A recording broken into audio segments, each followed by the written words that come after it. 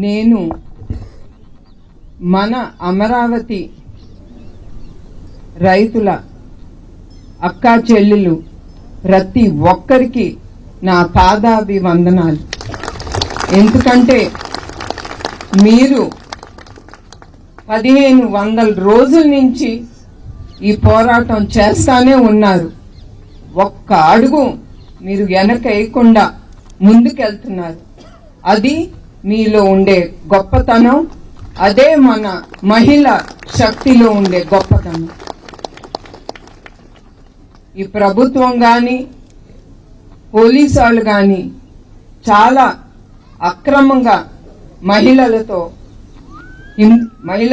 చాలా హింసించారు కూడా. వాళ్ళు ఒక మహిళ అనేది ఆలోచించకుండా కూడా వాళ్ళు ఆ టైం అప్పుడు వాళ్ళు ఆడాళ్ళని ఈడ్చుకెళ్లి లాగి గిచ్చి అసలు ఒంటి మీద బట్ట కూడా సరిగ్గా ఉందా అని కూడా చూడకుండా ఆ పోలీస్ వ్యాన్ లో ఎక్కించి వాళ్ళని పోలీస్ స్టేషన్ కి తీసుకెళ్లి రోజుల తరబడిగా వాళ్ళ మీద తప్పుడు కేసులు పెట్టి ఏమి సాధించారో నాకైతే అర్థం కావట్లేదు. ఒక ఆడది 24 గంటల కంటే కూడా 24 గంటల కంటే కూడా వాళ్ళు ఉంచకూడదు అకార్డింగ్ టు ద రూల్స్. అట్లాంటిది ఆడాళ్ళని తీసుకెళ్లి వాళ్ళ ఇష్టంగా రోజు తరబడి పెట్టుకుని రాత్రులు కూడా పోలీస్ స్టేషన్ లో ఉంచి, ఇది వాళ్ళు చేసిన అక్రమాలు.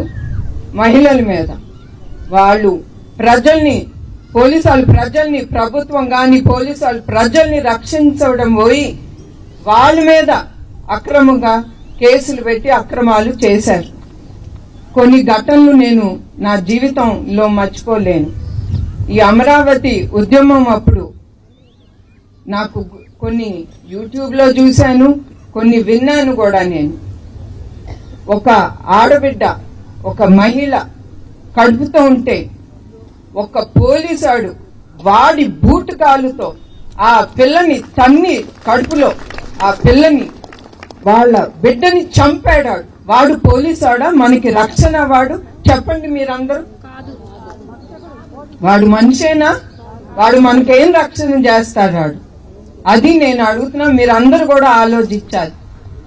అదే కాకుండా ఒక పెద్ద ఆవిడి ఆ ఉద్యమంలో పాల్గొనేటప్పుడు ఆవిడికి హార్ట్ అటాక్ వస్తే హైదరాబాద్కి తీసుకెళ్తే ఆవిడ అక్కడ మృతి చెందారు.